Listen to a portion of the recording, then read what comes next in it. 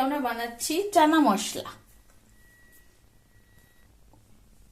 প্রথমে 300 গ্রাম কাবলি ছোলা সারা রাত ভিজিয়ে রেখে আজকে সকালে আমরা প্রেসার কুকারে এটাকে সেদ্ধ করে নিয়েছি। আপনারা দেখতে পাচ্ছেন চানা মশলাগুলো কি হয়েছে। একটা আমি আপনাকে ভেঙে দেখিয়ে দিচ্ছি। এই দেখুন কি সুন্দর সেদ্ধ হয়েছে। চানা মশলা তৈরি করতে আমাদের লাগবে হলো পেঁয়াজ বাটা, আদা বাটা, রসুন বাটা, কাঁচা লঙ্কা কুচি করে রেখেছি, আপনারা বাটাও দিতে পারেন, তেজপাতা, জিরে, এই দুটো আমরা ফোড়নে দেবো। আর গুঁড়ো মশলার মধ্যে লাগবে হলো লঙ্কার গুঁড়ো, নুন, হলুদ, জিরের গুঁড়ো, আর আমরা টমেটো বাটা রেখেছি। আমরা পরিমাণ মতো তেল দিয়ে দিয়েছি।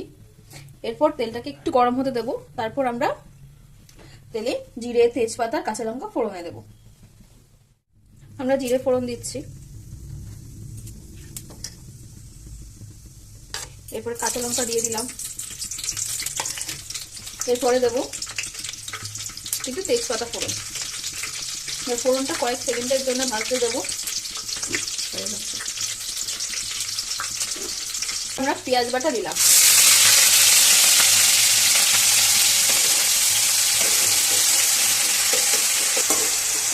পেঁয়াজ বাটা দেওয়ার পর আমরা আদা রসুন বাটাটাও দিয়ে দেব।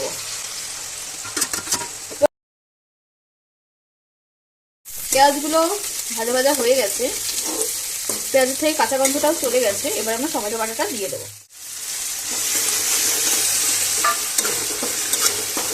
এই ফোড়নটা কিছুক্ষণ নাড়বো যতক্ষণে টমেটো থেকে কাঁচা গন্ধটা চলে যাবে।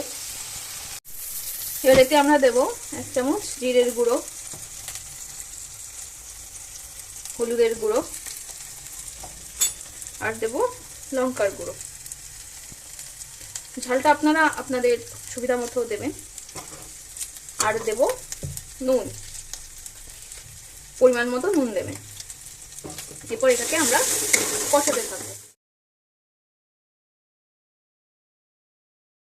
আমার মশলাটা একটু লেগে যাচ্ছিল, যেটা আমি আপনাদের বললাম যে মশলাটা যদি লেগে যায় তাহলে এটাতে একটু জল ব্যবহার করবে। তো আমি জল ব্যবহার করেছি। জল ব্যবহার করে এটাকে আমি কষিয়েছি।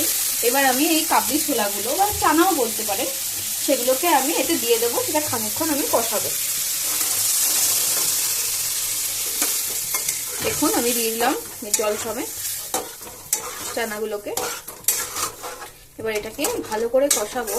তারপরে আমি জল অ্যাড করব। হয়ে গেছে। এটাতে আমি অল্প ঝোল রেখেছি। আপনারা এতে চাইলে ধনেপাতা কুচি আর লঙ্কা কুচি দিয়েও পরিবেশন করতে পারেন। এটা আপনার রুটি, পরোটা, ভাতের সাথে, ফ্রাইড রাইসের সাথে যে কোনো ভাবে আপনারা খেতে পারেন।